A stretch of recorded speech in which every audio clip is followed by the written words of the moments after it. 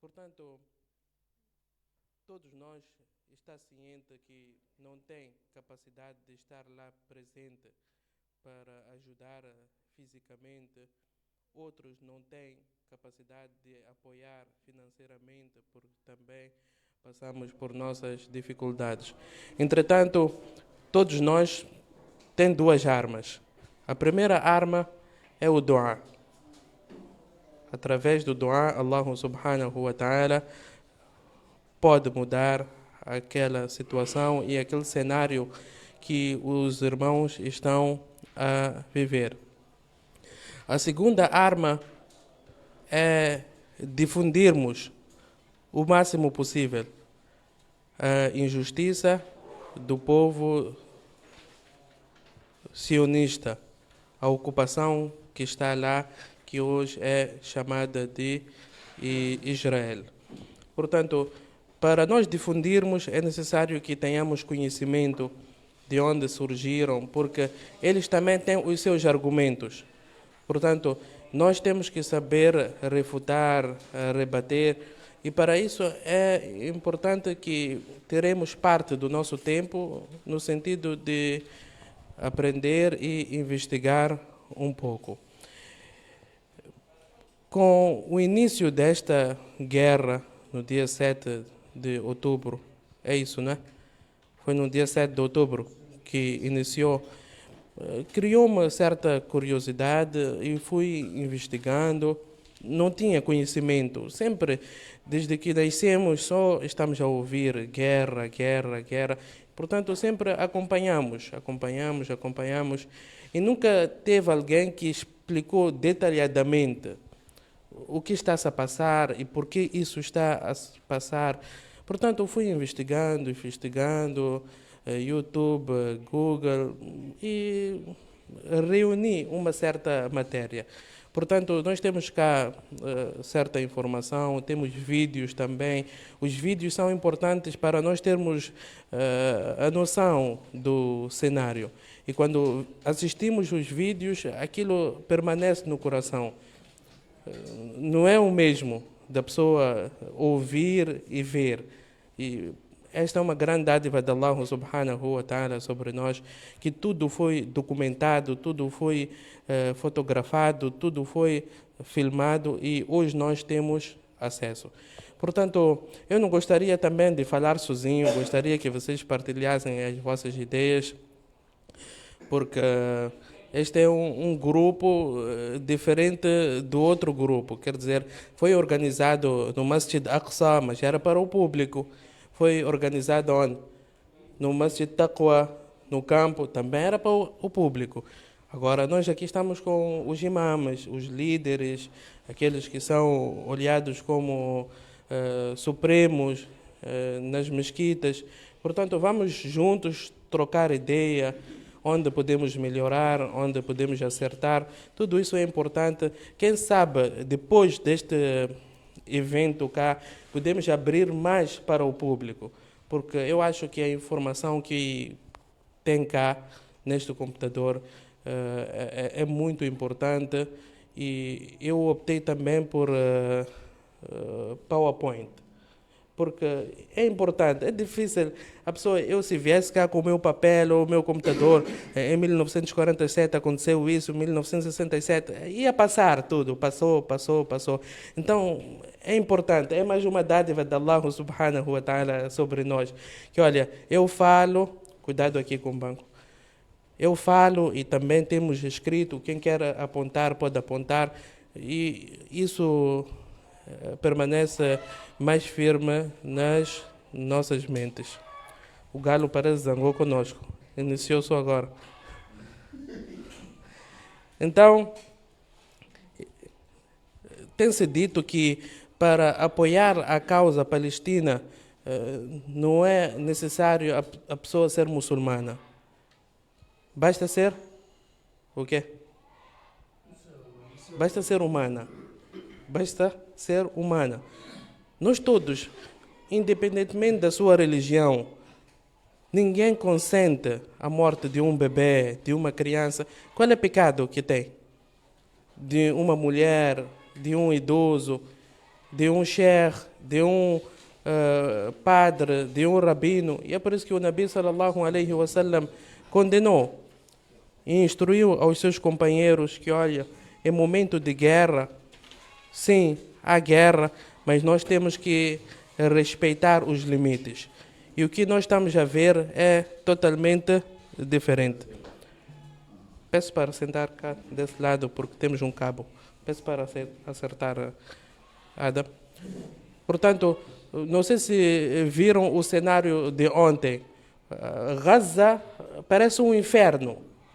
Gaza parece um inferno. Bombas, a pessoa só vê fogo, fogo, fogo, fogo. E atenção ao termo Gaza.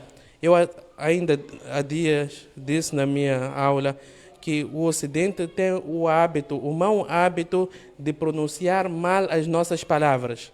Mas quando são palavras deles, nós temos que pronunciar da forma como eles pronunciam. Então, Gaza não está na Palestina. Gaza está onde? Está aqui em Moçambique. Gaza está aqui em Moçambique. Aquele que está na Palestina é Gaza. Então, nós temos que pronunciar da forma como fomos ensinados e ensinar as pessoas também que, olha, aquilo não é Gaza. Se você quiser conhecer Gaza, eu posso te levar aqui. Lá é Gaza. Mas quando são nossas palavras, eles pronunciam de qualquer forma. Portanto, nós temos que ser firmes e exigir que as nossas palavras sejam mencionadas da forma como elas são. Cada um tem o seu idioma. E ninguém é melhor que o outro. Ele tem inglês dele, nós também temos o nosso árabe e temos que respeitar as regras. Portanto, iniciando com o nome de Allah subhanahu wa ta'ala, Bismillah ar-Rahman ar-Rahim. Em todas as nossas ações, iniciamos com o nome de Allah subhanahu wa ta'ala. Ar-Rahman ar-Rahim foi traduzido de inúmeras formas.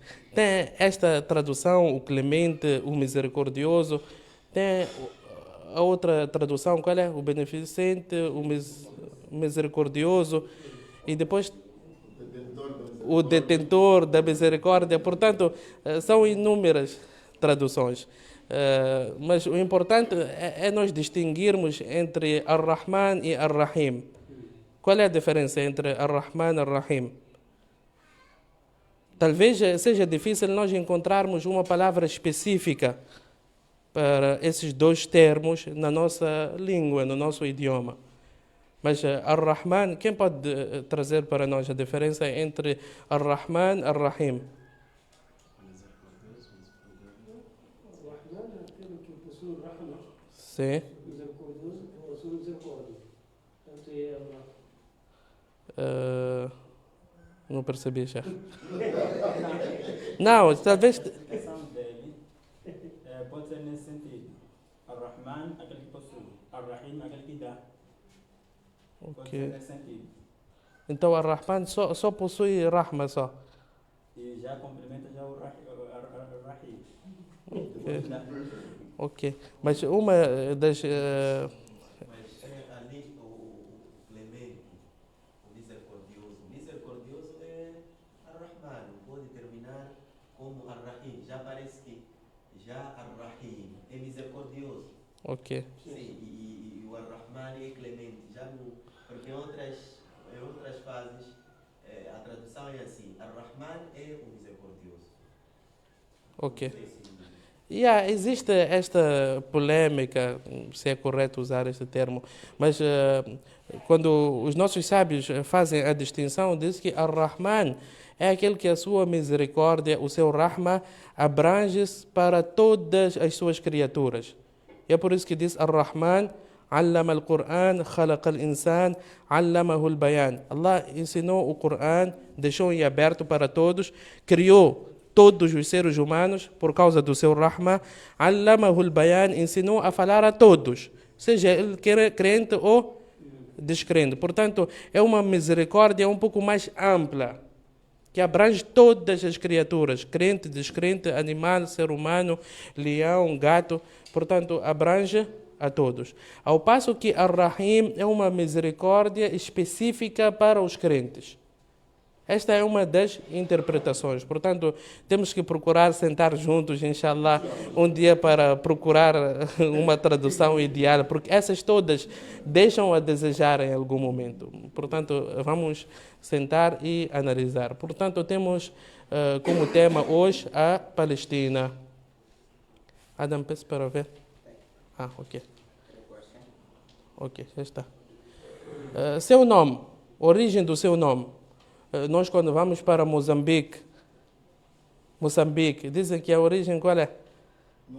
Musa bin Bik, não é? Portanto, todos os países eu acho que têm uma origem do seu nome. Portanto, a Palestina não é diferente. Este nome, a Palestina, tem a sua origem. Alusivo a uma cidade que fora conhecida como Pilsit. Naquela zona mesmo. Era uma cidade onde residiam pessoas e era conhecida como Pilsit. E a posterior tornou-se conhecida como Palestine. Em árabe diz-se Balastine. Mas esse Palestine vem mesmo de Palestina. Portanto, a origem do nome é esta, Pilsit, e depois passou a se chamar de Palestina. Esta é a origem. Esta é a origem do seu nome. Agora temos os nomes religiosos.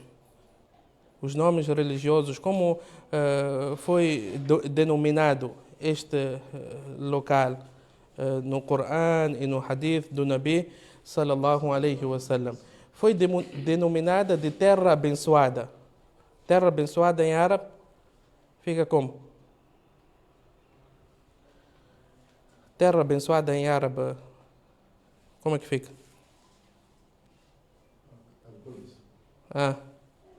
Outra opinião. Al-Ardul Muqaddasa. Al-Ardul Muqaddasa. Depois vem a casa abençoada. Baitul Maqdis. E depois vem Al-Masjid Al-Aqsa, onde consta no Corão: Subhanalladhi asra bi'abdihi laylan min al-Masjid al-Haram ila al-Masjid Al-Aqsa. Atenção que Al-Quds é um local abençoado. Conforme Allah subhanahu wa ta'ala diz: Barakna hawlahu. Barakna hawlahu. É um local abençoado. Mas não é um local sagrado. Quando digo sagrado, estou a tentar traduzir o termo haram. Haram tem haram de Meca, tem haram de Medina. O que significa haram de Meca e haram de Medina? Por que é usado este termo? Porque existem limites que é haram, é proibido a pessoa cortar qualquer árvore. É haram a pessoa caçar. Estão a perceber? E o pecado naquela área é muito mais grave comparativamente com o pecado praticado em outras áreas. Portanto, Al-Aqsa é um local, sim, abençoado, mas não é classificado como haram. Essa tradução sagrada, depois entramos um pouco em confusão. Mas geralmente nós traduzimos haram como sagrado, mas também temos que analisar até que nível está correta a expressão. Portanto, temos a terra abençoada, a casa abençoada, Al-Masjid Al-Aqsa. Al-Aqsa o que significa?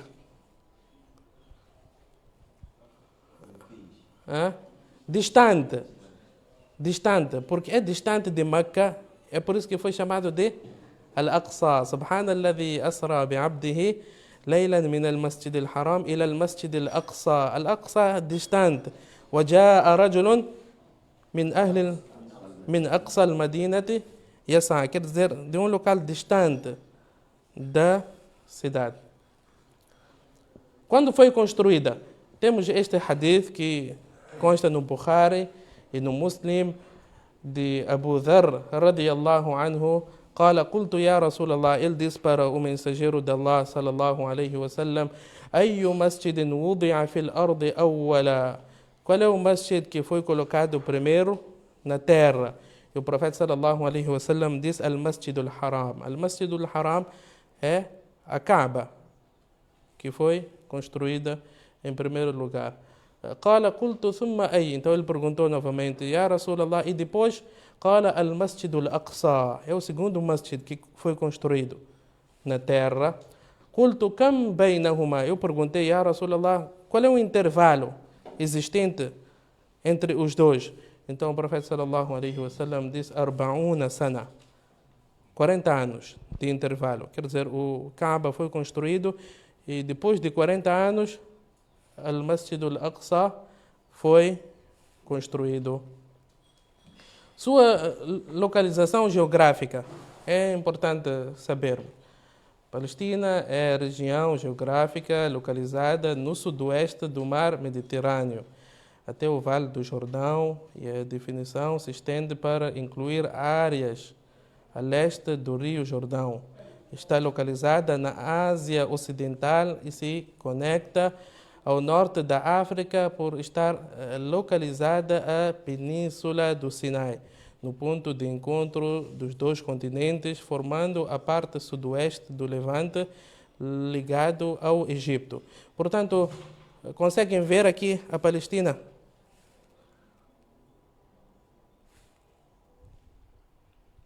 Por causa da claridade.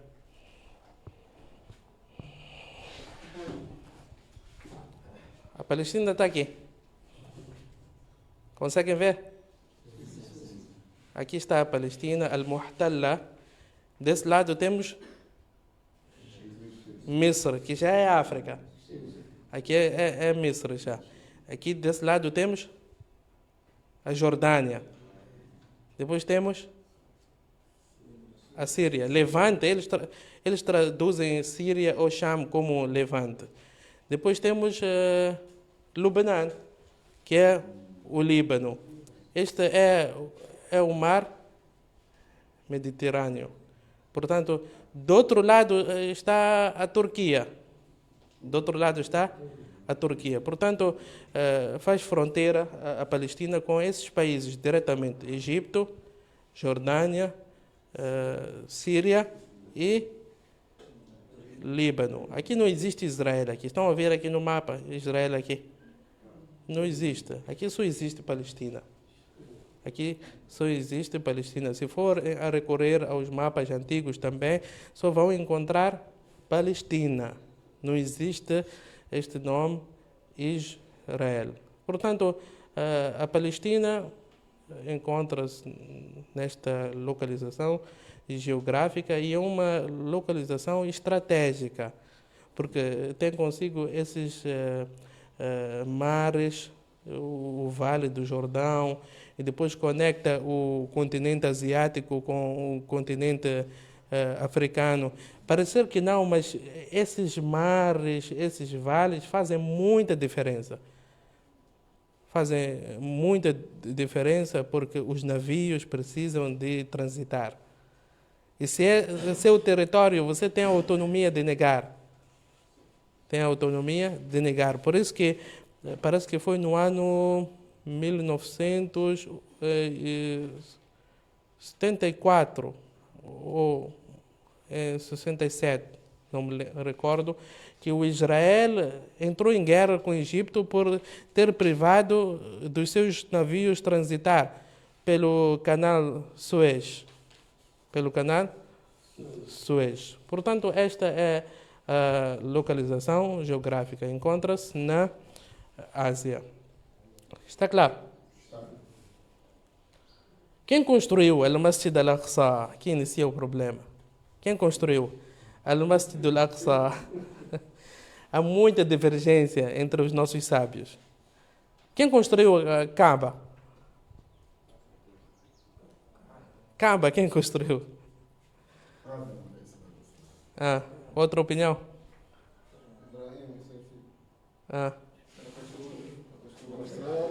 Se for na reconstrução, talvez. Reconstrução, não há dúvida que foi Ibrahim alayhi salatu wassalam. Quanto à construção, há esta opinião. De Adam alayhi salatu wassalam, existe também de anjos. O mesmo sucede com Al-Masjid al-Aqsa, também há divergência. Um grupo de sábios diz que foram os anjos, por ordem de Allah subhanahu wa ta'ala, que construíram al-Masjid al-Aqsa. Outros dizem que foi o profeta Adam, alayhi salatu wassalam. Outros dizem que foi o profeta Shith. Já ouviram falar do profeta Shith? Foi filho de Adam, alayhi salatu wassalam. Outros dizem que foi o profeta Ibrahim, alayhi salatu wassalam. Outros dizem que foi o profeta Yaqub. Outros dizem que foi Suleiman, alayhi salatu wassalam. Portanto, existe esta divergência. Entretanto, esta opinião que foi Yaqub é muito forte. Esta opinião que foi Yaqub, alayhi salatu wassalam, vi muitos sábios renomados a defender esta opinião, que foi Yaqub, alayhi salatu wassalam. Esta opinião e as primeiras duas, de anjos e o profeta Adam, alayhi salatu wassalam, existem fortes argumentos ou pistas. Quanto a Ibrahim e Suleiman, está um pouco distante. Suleiman, alayhi salatu wassalam, dizem que ele veio reconstruir. Da mesma forma que Ibrahim, alayhi salatu wassalam, reconstruiu a Kaaba, o Suleiman, alayhi salatu wassalam, veio reconstruir al-Masjid al-Aqsa. Está claro, né? Quem construiu? Também não sabemos, é uma possibilidade, é uma possibilidade. Virtude e valor. Qual é a virtude? Qual é a virtude daquele local? Se as pessoas viessem e dissessem que, olha, nós queremos aqui em Yamban, será que a luta seria assim tão grande e intensa entre nós? Penso que não. Mas quando trata-se de Al-Quds, existe. Por quê? Terra dos profetas. Aquela é a terra dos profetas, conforme o profeta sallallahu alaihi wasallam disse, não existe pedaço de terra que não tenha passado profeta naquele local.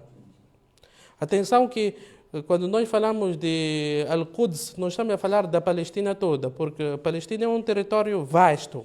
Al-Quds, quem sabe qual é a extensão? Esse local abençoado, alladhi barakna hawlahu, qual é a extensão? Aproximadamente a 15 hectares. Aproximadamente a 15 hectares. É este local abençoado. Portanto, existe diferença entre Al-Quds e Palestina. A Palestina é um território vasto. O que nos importa, o que é mais importante para nós naquela terra é Al-Quds. É terra dos profetas, não há dúvida. Bani Israel todo. Isa alayhi salatu wassalam, Musa alayhi salatu wassalam. Foi a partir desta terra que o profeta Isa alayhi salatu wassalam ascendeu ao céu.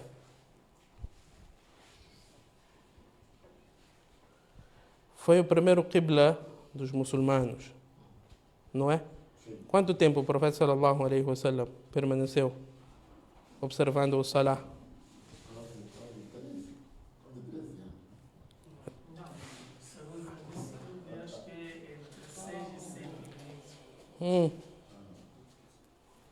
Cuidado com o cabo.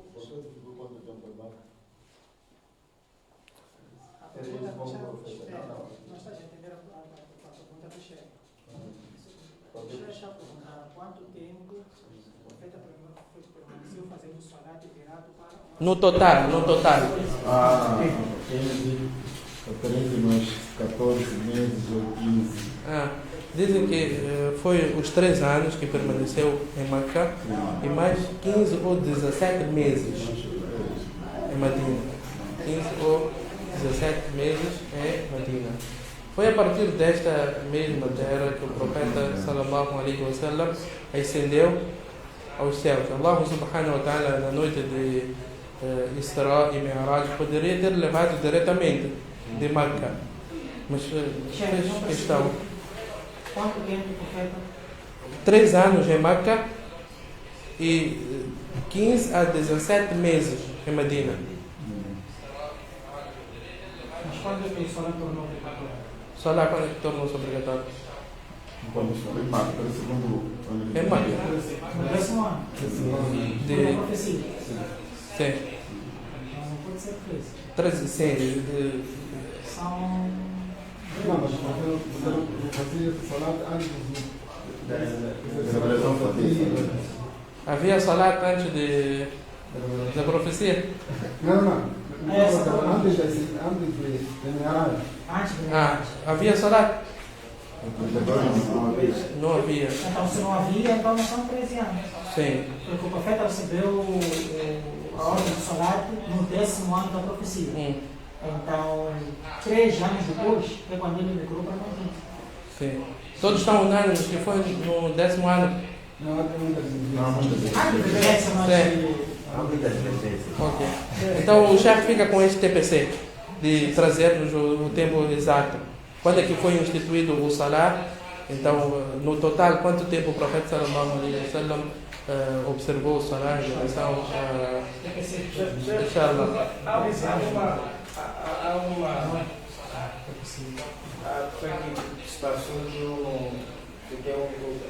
Falou-se de que não havia salat, esse salat que não havia era o salat obrigatório, o salat do profeta. Este fica o TPC para ti. Alguma coisa que. Estamos em dúvida também. Então, fica o TPC para ti, investigar. Nós talvez juntos poderíamos também, com Alguém tem outra opinião? Porque está-se falando de salat, qual salat está se referindo? Salat obrigatório, não há dúvida que foi instituído na noite de Mi'raj. Estamos unânimes. Agora, se o profeta sallallahu alaihi wasallam observava ou não antes, aqui... Mas a divergência, chefe, é da data, não do ano. A maioria dos padres falam do 10º ano, mas a diferença da data, mês e dia. Ok. Aí que a divergência, essa é a minha opinião. Ok. Alguém escutou algo diferente? Sim. Não é muita diferença. Há quem diz que é 10. Não, estou a dizer de instituição do Salah. No ano 10, mas no ano que foi para baixo, é um ano. Há quem diz que foi o ano 11 da profecia. Há quem diz que é um ano, 6 meses antes de Nabi migrar para Medina. Há quem diz que é um ano, dá muita coisa. Então esse é um bar para nós. Chefe. Mas, e este salat que o profeta dirigiu no Masjid al-Aqsa? Sim. É uma boa pergunta. Por isso eu queria chegar a este ponto. Exatamente. Qual é o salat que o profeta dirigiu no Masjid al-Aqsa? Exatamente. Há coisas que o profeta fazia o profeta e há coisas que Allah instituiu para toda a gente. Mas estamos a falar de Salat, que não era só para profeta. Mas então quer dizer que antes de ser instituído o salat obrigatório já existia outro salat? Ele, o Nabi, podia fazer um salat. Então esse A pergunta dele é muito importante. A pergunta dela é muito importante. Nós para chegarmos a este, tínhamos que recorrer primeiro, a este salat que o profeta dirigiu no Masjid al-Aqsa. Esse salat tem a ver com o Meraj. Não percebi? Esse salat tem a ver com o Meraj. Porque segundo alguns livros, ele dirigiu o salat quando ele voltou do Meraj. Foi o primeiro salat que ele dirigiu. Mas a divergência é que A divergência, dirigiu sim. antes. Sim, isso também. Então é melhor ficar TPC mesmo. Não há que a volta não passou. Está aí. Sim, a volta não passou. Há sítios que dizem a volta não passou. Sim, porque a mais forte é essa de que dirigiu antes. Então, Então, qual é esse salat que o profeta dirigiu? Aqui vamos ter 20 opiniões. Fica como TPC, inshallah. Então foi a partir da mesma cidade que o profeta... Esses tantos TPC, onde é que vamos achar os chefes? Nos livros, existe o Google também, muito Não, Google. precisamos, o TPC, claro que vamos, cada um vai procurar, mas vamos precisar também de uma opinião junto com os chefes. Não, estaremos juntos novamente, inshallah. Esta não será a primeira e a última vez. É isso que eu gostaria de Inshallah. ouvir dos chefes. Inshallah, estaremos juntos. Foi a partir da Por mesma isso que o já está profeta... na TTC. Sim, não contar o TPC quando os chefes. Sallallahu alaihi wasallam ascendeu aos céus. Portanto, quem tem olhos, não são só essas virtudes. Quem tem outra virtude? Fora essa. A virtude e valor de Al-Quds. Sim?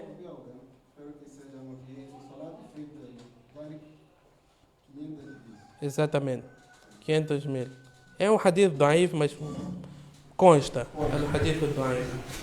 Então, 500 mil é uma virtude, sim. Outra virtude. Talvez a conversa ou o diálogo que o profeta tem durante a viagem ou com os outros profetas. Mas será que isso representa virtude para o local mesmo? Penso que não. Outra virtude que normalmente não é um hadith, né? Mas quero dizer é assim, como o Nabi sai de Makkah, Masjid al-Haram e Masjid al-Aqsa, então falam que tem lá no Masjid al-Aqsa o Tomo Rocher, ou a rocha, ou seja, a pedra da ascensão. Exatamente. Sim. Outra virtude. É uma virtude muito importante, como foi mencionada cá, propositadamente. Tem que ficar em sua casa, passar no máximo, depois passar para o máximo de Aqsa. Não, esse é Masjid Quba. Ah, é Masjid Quba. Não chega com o do de Madina para tem que ser muito fora. Eu acho que aquela ser um dos 3 locais Exatamente. que é Lá tushad al-rihal. Este hadith, lá tushad al-rihal, quer dizer, a pessoa não pode viajar com aquela intenção da santidade do local. Da santidade, porque a pessoa pode sair daqui para os Estados Unidos, não há problema, é um passeio. Mas ele não pode sair daqui, por exemplo, até Estados Unidos com o intuito de visitar uma sepultura. Isto é haram. Esta viagem específica não pode. A viagem específicas com intuito de adorar Allah subhanahu wa ta'ala, com a crença da nobreza do local, só são até esses 3 masajid. Al-Masjid al-Aqsa, o Al-Masjid al-Haram, Masjid al-Nabawi e Al-Masjid al-Aqsa. Tem outra virtude que alguém quer adicionar? Ou podemos passar? Ok. Aqui temos a cúpula dourada. É o Masjid al-Aqsa, né? É este? Ah. A divergência? não é. É? Sheikh, como é que se chama? Abdul Rashid. Por que não é? A cúpula dele é mais Mas também é dourada, não é? É dourada. Não, não é dourada. Mas outros não está embelezado assim de fora. Ok. Mas quem diverge aqui que não é Al-Masjid al-Aqsa? Peço para levantar as mãos. Quem diz que é Al-Masjid al-Aqsa? Peço para levantar.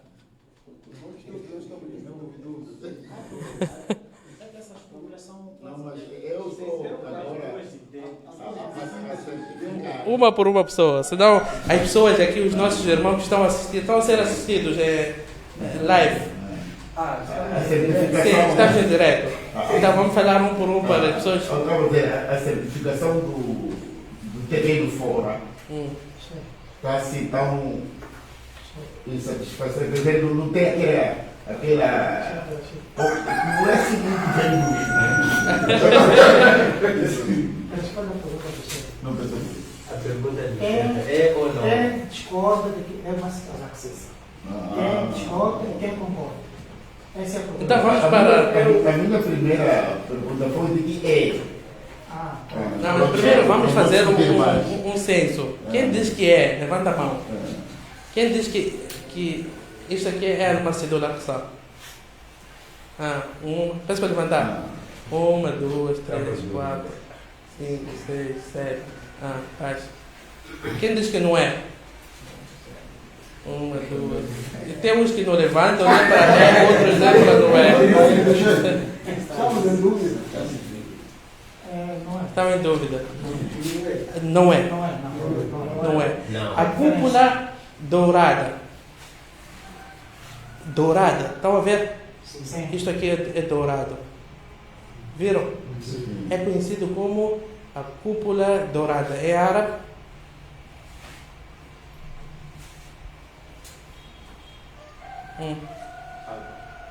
Ok? Qubbatu Sakhra. Em árabe é chamado de Qubbatu Sakhra. Existe diferença. Isto não é Masjid al-Aqsa. Infelizmente, muitos estão enganados. Al-Masjid al-Aqsa, aqui na cúpula, não existe nada dourado. É chumbo. Chumbo normal. Quer dizer, não tem nenhuma cor. E infelizmente, esta foto é mais repassada que o próprio Al-Masjid al-Aqsa. E é por isso que muitos acham que trata-se de Al-Masjid al-Aqsa. Al-Masjid al-Aqsa, nós dissemos que foi construído quando?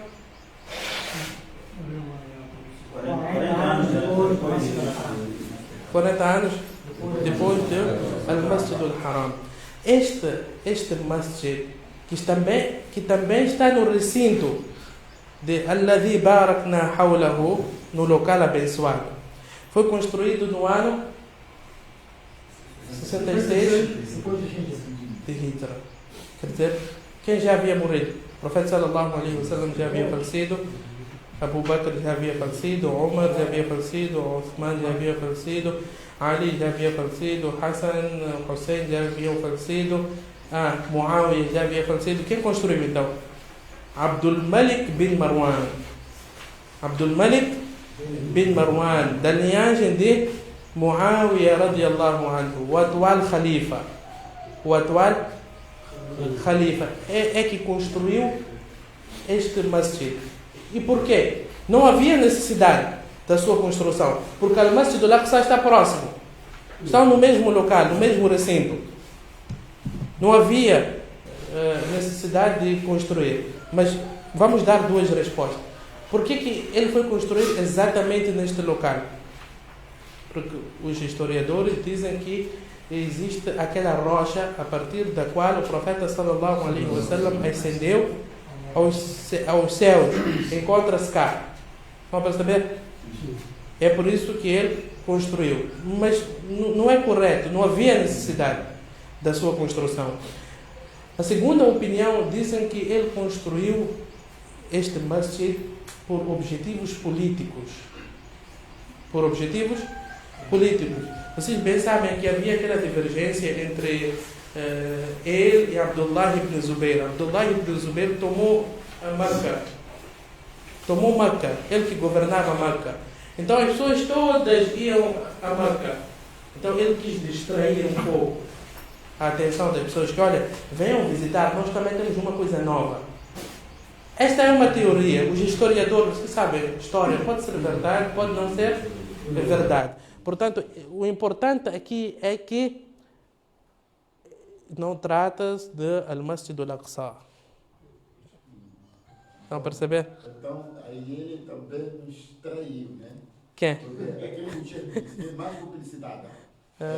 Exatamente, Sim. exatamente. Vai ter que trair isto também. Essa Sim. história pode se enquadrar. Exatamente. Porque o que pode suceder? Pode suceder que os judeus venham a destruir o Al-Masjid al-Aqsa e deixem isso, e nós ficamos satisfeitos. Que olha, Al-Masjid al-Aqsa existe, está lá. Enquanto não trata-se de Al-Masjid al-Aqsa. Pode ser uma conspiração ou pode ser ignorância de muita gente que repassa esses retratos. Está claro até aqui? Então trata-se de a cúpula dourada, Qubbatu Sakhra. Não se trata de Al-Masjid al-Aqsa. Está claro, né? Podemos passar. Quer dizer, cúpula dourada, aliás, Qubbatu Sakhra? Quer dizer, a cúpula da rocha. Sim. Ok. História da cidade. História da cidade. Aqui em Moçambique, o que dizem? Quem que estiveram cá? Nós aprendemos nos livros, Guiana, mas quem? Monabutapa, todos aqueles foram os nossos, mashallah. Então, a Palestina também tem um historial. A Palestina também tem um historial. Dizem que 14 séculos antes do Cristo estiveram lá os natufianos, um povo. 14 séculos. São quantos anos? 14 séculos.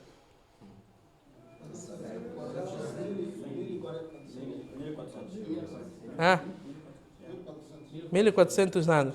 Antes da vinda, atenção que é usado sempre antes de Cristo, porque os historiadores são cristãos. Então eles tomam em consideração a vinda do Cristo, ou a vinda do Jesus. Até alguém esteve a chamar a atenção que, será que é correto nós, muçulmanos, dizermos Jesus Cristo? Porque Cristo tem a ver com crucifixo. Não estaríamos nós a assumir que realmente ele foi crucificado? Então, o correto e mais seguro é a pessoa apenas dizer Jesus. Jesus, ou Isa, alayhi salatu wassalam. Portanto, 14 séculos antes estiveram lá os natufianos. Natufianos é um povo que também não há muito sobre eles, não há muita história, quem foram. Apenas ouvimos falar natufianos e na Google encontramos certa informação.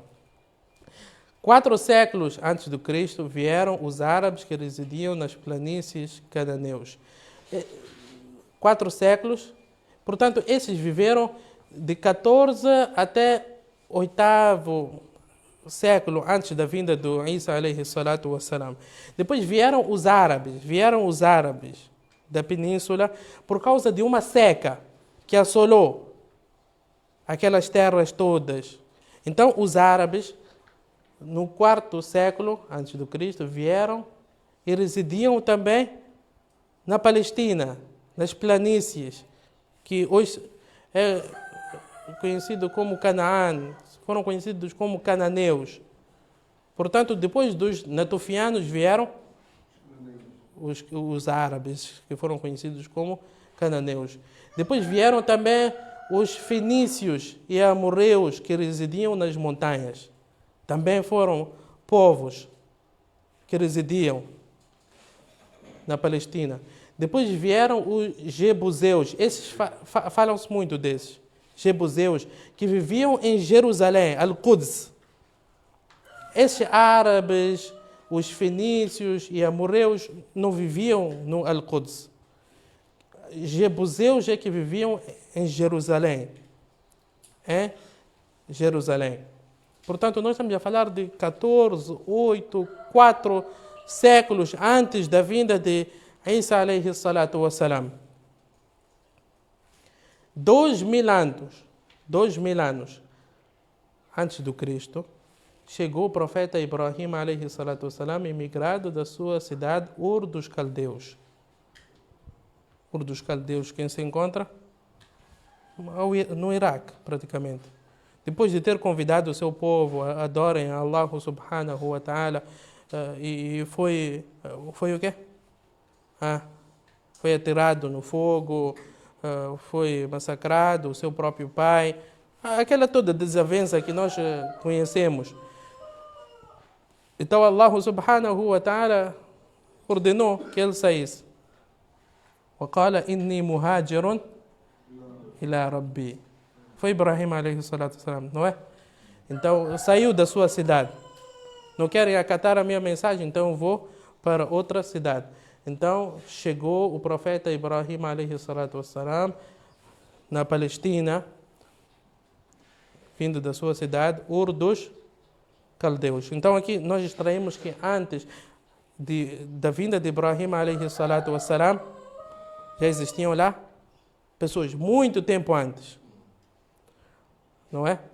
A segunda lição que nós extraímos é que Ibrahim alayhi salatu wassalam não é originário daquela terra. Consta nos livros deles que quando a sua esposa faleceu, que é Sara, Ibrahim alayhi salatu wassalam nem tinha local para enterrar a sua esposa. Foi cedido para ele um espaço. Quer dizer, era uma pessoa estranha. Era uma pessoa estranha naquela cidade. Portanto, Allah subhanahu wa ta'ala, conforme consta nos livros deles, prometeu dar como herança aquela terra para a geração de Ibrahim alayhi salatu wassalam. Porque é uma terra abençoada. Estão a perceber? Então, os judeus dizem que, olha, nós que somos filhos de Ibrahim alayhi salatu wassalam, não é? Porque Ishaq, Yaqub, Bani Israel. Então, nós como respondemos? Eles dizem que, olha, essa terra é nossa porque Allah prometeu.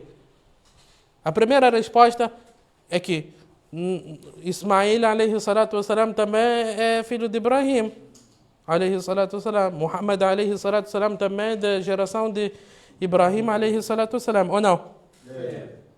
Esta é a primeira resposta. Então estamos iguais, não é? Estamos iguais. Vocês são filhos de Ibrahim alayhi salatu wassalam, nós também somos filhos de Ibrahim alayhi salatu wassalam. Esta é a primeira resposta. A segunda resposta é que Allah subhanahu wa ta'ala prometeu dar como herança com condição. Com condição. Qual é a condição? De eles seguirem o caminho de Allah subhanahu wa ta'ala. Então eles apenas pegaram na promessa e deixaram as cláusulas, as condições.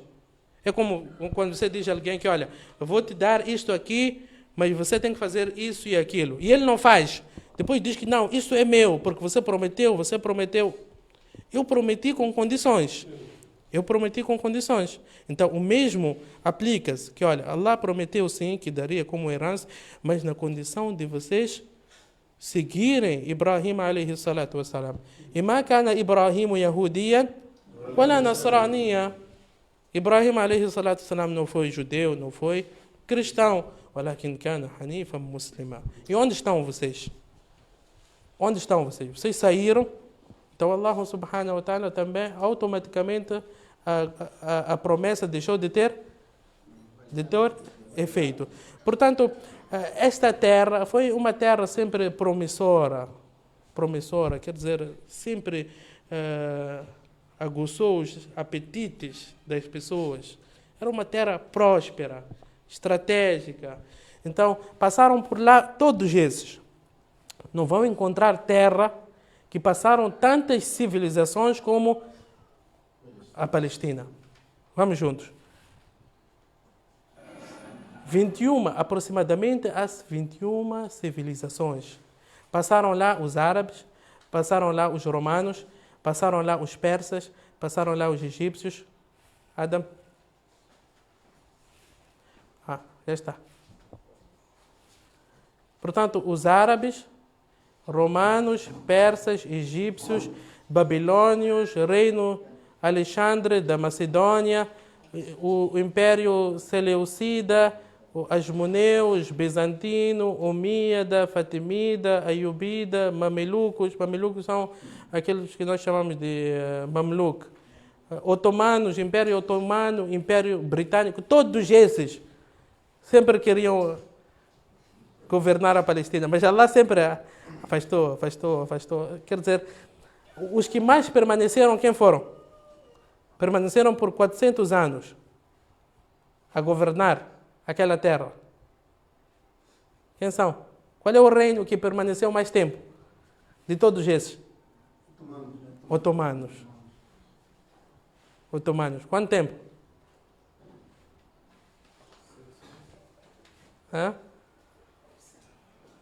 400 anos. Permaneceram como governantes daquela terra por um período de 400 anos. Está claro, ok? Podemos passar? 400. O reino todo permaneceu quantos anos?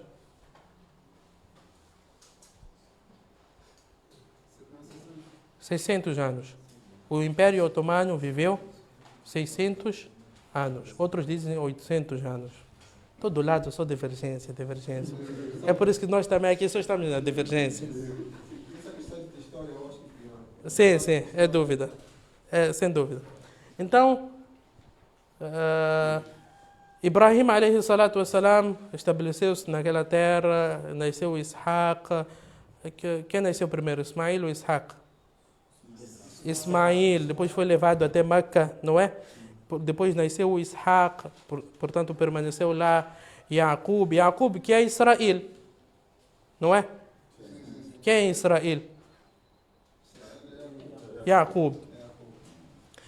aqui podemos abrir um parênteses também, que eles dizem que nós somos filhos de Israel. Filhos de Israel. É por isso que deram o nome da terra Israel. Mas a maioria deles são mentirosos, não são filhos de Israel. Não são filhos de Israel. E Israel é uma linhagem. Judaísmo é uma religião. Existem povos que abraçaram o judaísmo. O povo da Rússia, existe um rei que sonhou que deveria abraçar o judaísmo, então abraçou. Todo o seu povo também abraçou. Vamos dizer que são Bani Israel? Não são Bani Israel. E sucedeu isso em muitos lados. Pessoas que foram abraçando o judaísmo. Não quer dizer que são Bani Israel. Outros até dizem que aqueles judeus, bem sabem que na Etiópia tem uma grande comunidade de judeus. Dizem que são mais prováveis de serem eles Bani Israel. Porque aqueles Ibrahim, Ishaq, Musa alayhi salatu wassalam, conforme consta no hadith do profeta sallallahu alaihi wasallam, não eram pessoas brancas como esse criminoso Netanyahu. Aquele é um europeu, aquele. Bani Israel não é branco assim, como aqueles todos que nós vemos no Israel. Não é verdade. Eram castanhos, mais para escuros. Esses que são Bani Israel. E é por isso que historiadores dizem, se for para tratar um grupo como Bani Israel, são esses judeus da Etiópia. Que quando eles estabeleceram o Estado esse de Israel, esses também foram convidados para ir e foram escravizados. Disseram que vocês são negros. Houve uma revolta entre eles. Portanto, dentro deles mesmo existe تحسبهم جميعا وقلوبهم شتى. Você acha que estão unidos, mas estão todos divididos. Portanto, permaneceu lá Ibrahim, Yaqub, Ishaq, até que no tempo de Yusuf alayhi salatu wassalam, o que aconteceu? Abandonaram a terra. Yusuf alayhi salatu wassalam, quando tornou-se o governante, o ministro, não é? O que aconteceu? Chamou a sua família toda, Bani Israel. Yusuf alayhi salatu wassalam chamou. E consta isso no Coran: وَقَدْ أَحْسَنَ بِي إِذْ أَخْرَجَنِي مِنَ السِّجْنِ وَجَاءَ بِكُمْ مِنَ الْبَدْوِ. Al-Badw, referido a esta terra. Então, todos eles. Foi construída uma vila no Egito só para Bani Israel. Portanto, no tempo de Yusuf alayhi salatu wassalam, eles migraram até o Egito. Está claro, não é? Sim. Portanto, permaneceram lá honrados, filho de Yusuf, família de Yusuf, família de Yusuf, família de Yusuf. E o tempo foi passando, até que aqueles coptas começaram a rebelar-se, que olha, esses aqui não são nativos. Esses não são nativos. É por isso, às vezes nós cá também temos aquela tendência, este aqui é guinense, este veio fazer isso, este veio fazer... Aqui na África do Sul não há aquilo, xenofobia. Xenofobia, porque esses não são daqui. Então o mesmo aconteceu lá no Egito. Xenofobia. Que olha, esses aqui não são daqui. Então o Faraó, o conhecido Faraó Ramsés III, escravizou. O que Allah subhanahu wa ta'ala diz no Surat Qasas: Inna Fir'auna ala fil ard wa ja'ala ahlaha shi'an yastad'ifu ta'ifatan minhum. O Faraó dividiu pessoas em classes. Essa é classe alta, classe baixa, Bani Israel. Yastad'ifu ta'ifatan minhum. Tornados mesmo pessoas baixas. Os seus filhos eram sacrificados, as mulheres eram tratadas como escravas, mão de obra. É isso que sucedeu. Portanto, Allah subhanahu wa ta'ala, esses são filhos de profeta. Então Allah quis ser bondoso e enviou Musa alayhi salatu wassalam. ولقد فتنا قبلهم قوم فرعون وجاءهم رسول كريم أن أدوا إلي عباد الله. Quando Musa عليه الصلاة والسلام encontrou-se com o Faraó e disse: An addu ilayya ibadallah, devolva-me os servos de Allah. Servos de Allah aqui referidos quem são? Bani Israel. Devolva-me para quê? Hã? Para onde? Para a Palestina, exatamente. Quero levar o meu povo de volta. De onde veio? Aqui na África do Sul, quando iniciou a xenofobia, dizemos, volta para Moçambique. Não é? Volta para Moçambique. Então, eu quero levar meu povo novamente à Palestina. Então, aconteceu tudo aquilo que aconteceu, que Allah subhanahu wa ta'ala فأسر بعبادي ليلا إنكم متبعون واترك البحر رهوا إنهم جند مغرقون. Quando Allah avisou que o Faraó seguiria, então Musa alayhi salatu wassalam abriu, bateu com o seu cajado e abriram aqueles todos os caminhos. E eles atravessaram e o Faraó foi afogado. Quando chegaram na outra margem, Allah conta para nós, é importante nós ponderarmos no Corão. وَجَاوَزْنَا بِبَنِي إِسْرَائِيلَ الْبَحْرَ. Atravessaram, viram aquele milagre todo. O mar abrir, é normal? Não é normal. Nunca tinham visto. وَجَاوَزْنَا بِبَنِي إِسْرَائِيلَ الْبَحْرَ فَأَتَوْا عَلَى قَوْمٍ يَعْكُفُونَ عَلى أَصْنَامٍ لَهُمْ قَالُوا يَا مُوسَى اجْعَل لَنَا إِلَهًا كَمَا لَهُمْ آلِهَةٌ. Depois de terem assistido o milagre, quando chegaram do outro lado, viram pessoas adorar um ídolo. Disseram que, moça, nós também queremos um ídolo para adorar. Não queremos esse senhor que você diz que está em cima, invisível, não. Nós queremos um senhor para adorar.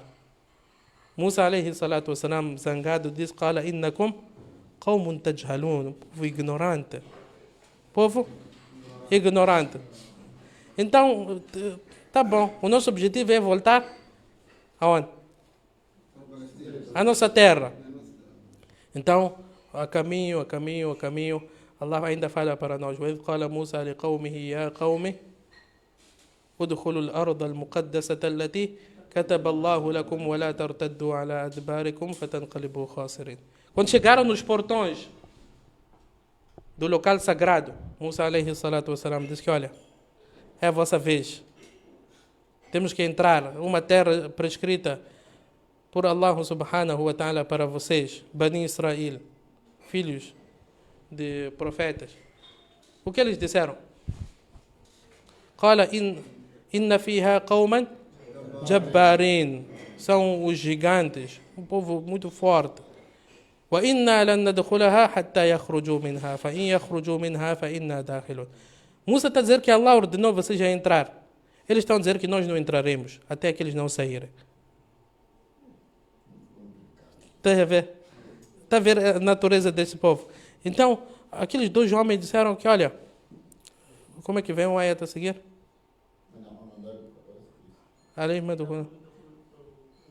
فَإِذَا دَخَلْتُمُوهُ فَإِنَّكُمْ غَالِبُونَ وَعَلَى اللَّهِ فَتَوَكَّلُوا إِن كُنتُم مُؤْمِنِينَ. Disseram que, olha, é só vocês darem o primeiro passo e Allah vai vos conceder vitória, como concedeu no Badr, a posterior.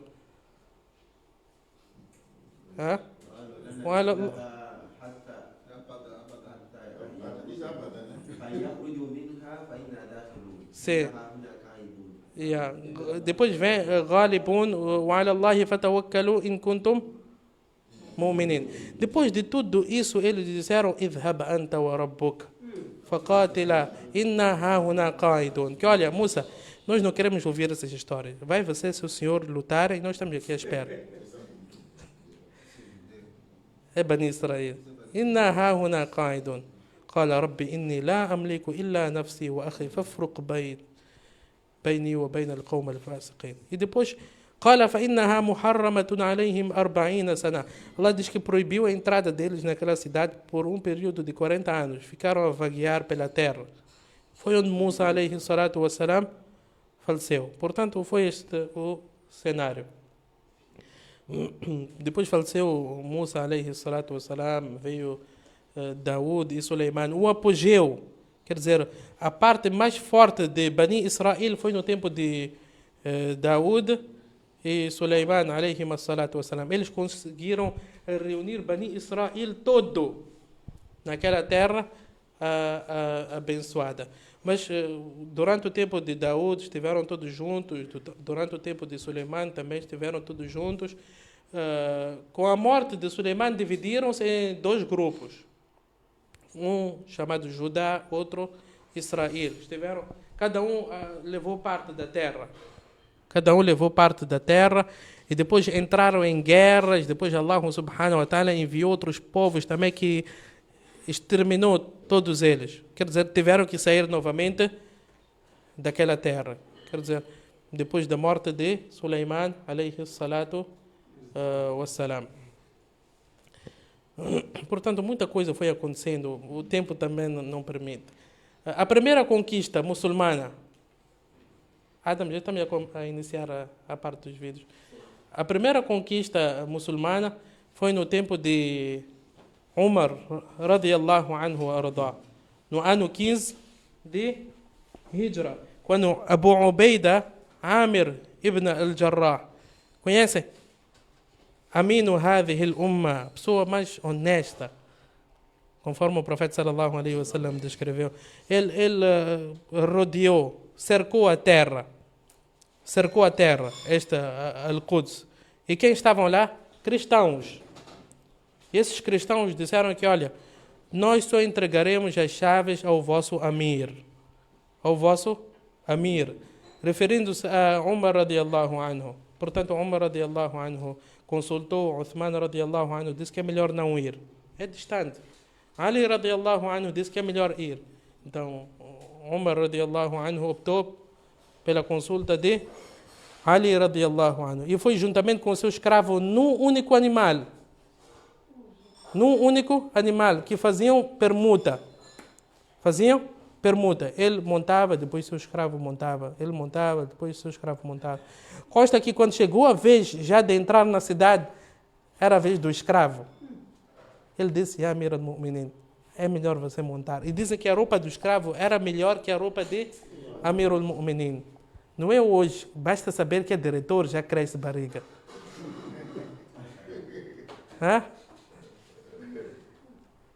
Amir al-Mu'minin. Então, Umar radiallahu anhu disse para ele, Uskud, cala-te. Nahnu qawmun a'azzana Allahu bil-Islam. O mais importante para nós é o Islã.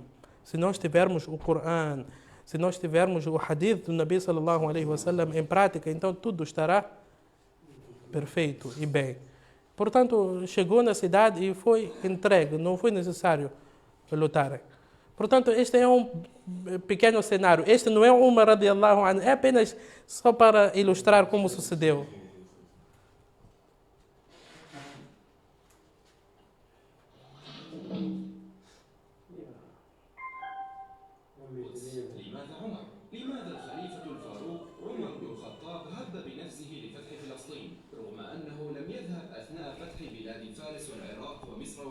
وما الذي أبكى النصارى في القدس؟ وكيف انتهك اليهود حرمة المدينة المقدسة؟ وما هي العهدة العمرية التي بقيت نبراسا للعدل والوفاء على مر التاريخ؟ وكيف استكمل المسلمون فتح قطاع الأردن والشام بعد القدس؟ هذا ما سنعرفه في هذا الفيديو. وقبل أن ننطلق أدعوك للاشتراك في قناة أسطر والضغط على زر اللايك تشجيعا لنا وحتى يصلك كل جديد.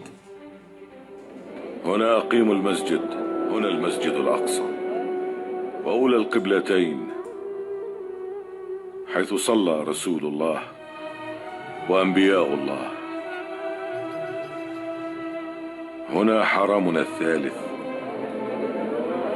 والحمد لله الذي من علينا فصلينا حيث صلى وسلم وجزى الله.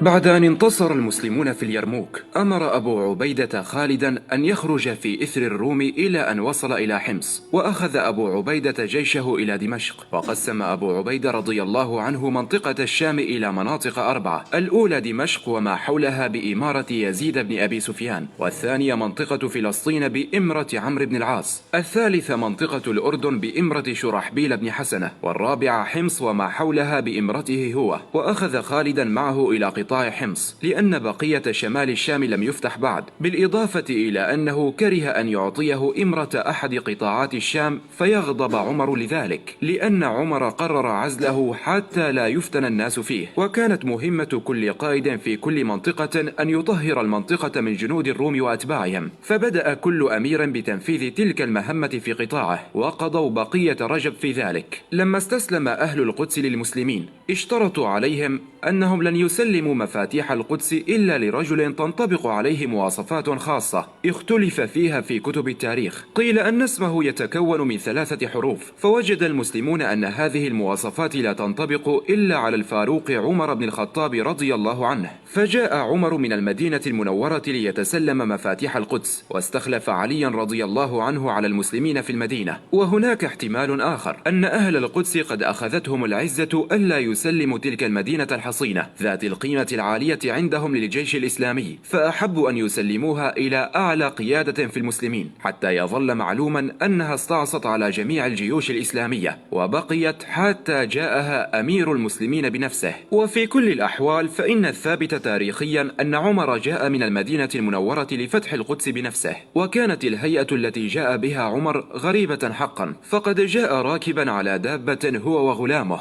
وكانا يتناوبان الركوب على الدابة حتى وصلا إلى أرض الشام واقتربا من الجيش الإسلامي، ورآهم الجيش وبعض أهل القدس فاعترضتهم مخاضة، أي اعترضهم الوحل، وكان دور عمر في المشي ودور الغلام في الركوب، فأصر عمر على أن يمشي ويترك الغلام راكبا دابته، ودخل هذه المخاضة بقدميه خالعا نعله. ولما رأى بطريق القدس ذلك التصرف قال: إن دولتكم باقية على الدهر، ودولة الظلم ساعة، ودولة العدل إلى قيام الساعة. ويذكر أن أبا عبيدة بن الجراح رضي الله عنه لما رأى ذلك ورآه يرتدي ملابس قديمة فأسرع إلى عمر وقال له: يا عمر، قد صنعت اليوم صنيعا عظيما عند أهل الأرض، صنعت كذا وكذا. وقال له: إنك دخلت البلد بهذه الهيئة الرثة ومشيت على الوحل، وأنه لا يليق بوالي المسلمين هذا. فضربه عمر بن الخطاب في صدره وقال له: لو كان غيرك قالها يا أبا عبيدة، إنكم كنتم أذل الناس وأحقر الناس وأقل الناس، فأعزكم الله بالإسلام، فمهما تبتغون العزة في غيره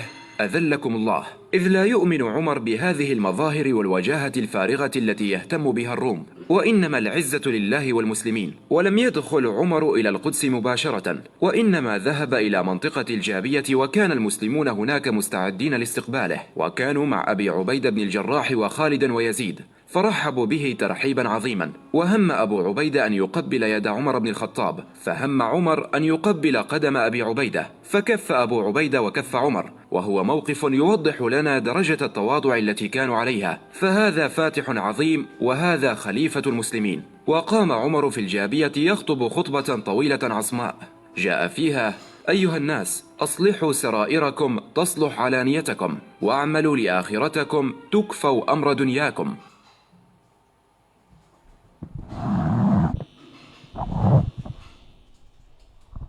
Portanto, vimos aqui como Umar radiallahu anhu entrou de forma humilde e que Abu Ubaida radiallahu anhu até incentivou a entrar de forma mais bela, e Umar radiallahu anhu até certo ponto ficou indignado com essas palavras vindas de Abu Ubaida e disse: Nahnu qawmun a'azzana Allahu bil Islam. O mais importante é nós, se estivermos com o Islã, então tudo é mais importante. Hoje temos tudo bonito, mas os nossos irmãos estão lá a morrer e não conseguimos fazer nada. Foi ilustrado aqui no mapa que aquilo tudo está rodeado de muçulmanos, Egito, Síria, todo o resto, mas estão a sofrer e massacrados. A segunda, antes disso tem a segunda conquista. A segunda conquista foi no ano 1187, na batalha chamada Hittin. Hittin, que se travou entre muçulmanos e as cruzadas na presença do grande líder Salahuddin al-Ayyubi. Portanto, o Salahuddin al-Ayyubi combateu as cruzadas. Cruzadas, cristãos, um grupo de cristãos rebeldes. Portanto, o Salahuddin combateu a eles e reconquistou a cidade. Conforme havíamos dito anteriormente, todos querem ocupar este local abençoado.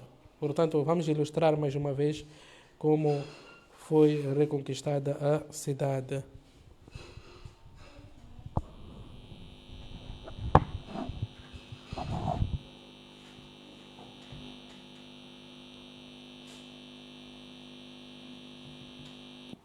يا أبطال حطين، ها هي القدس تحت أبصاركم، وليس بينكم وبين الأقصى الشريف إلا هذه الأسوار.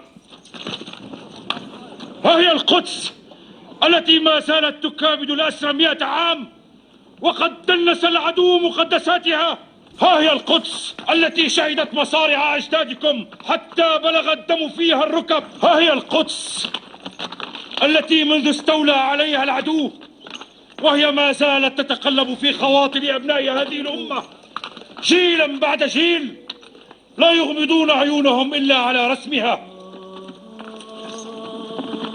فما قطعوا واديا ولا ركبوا ظهرا ولا سلوا شيئا في سبيل الله إلا وهم يرجون أن يقربهم ذلك إلى القدس. فقضى من قضى منهم وهو على هذا العهد حتى شاء الله تعالى أن يجعل الفتح على أيديكم بإذنه، فخصكم بهذا العمل العظيم واختاركم لمثوبته وأجره. أيها المقاتلون، لسنا وإياهم سواء، هم يقاتلون عن العدوان والباطل ونحن نقاتل عن الحق. فالقدس درة بلادنا وريحانة قلوبنا. ها قد دار الزمان دورته وبلغ الكتاب أجله وسرنا على أبوابها. لا والذي بعث محمدا بالحق لن نرجع بعد الآن حتى ندخلها مكبرين تائبين عابدين لربنا حامدين أو نموت دونها. الله أكبر.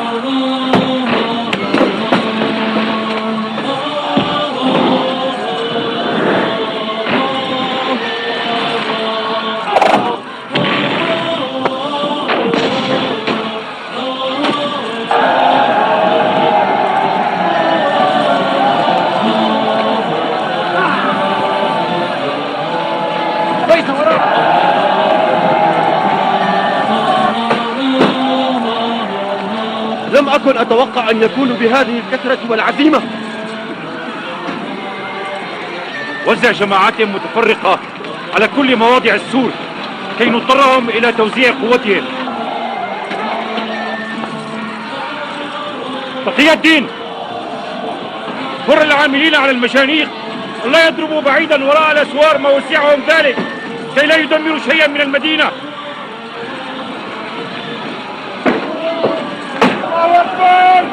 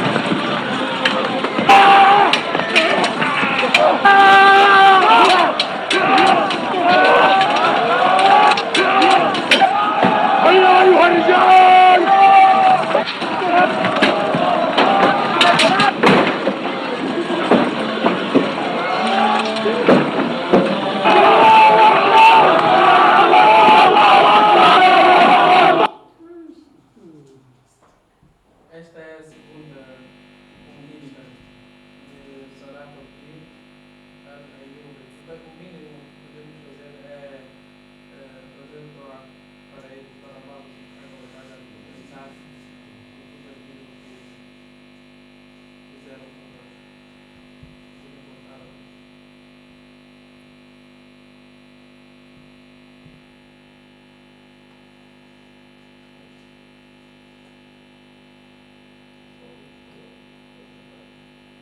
Então, acho que vamos avançar. Vamos para um breve mais 10 ou 15 minutos. Obrigado.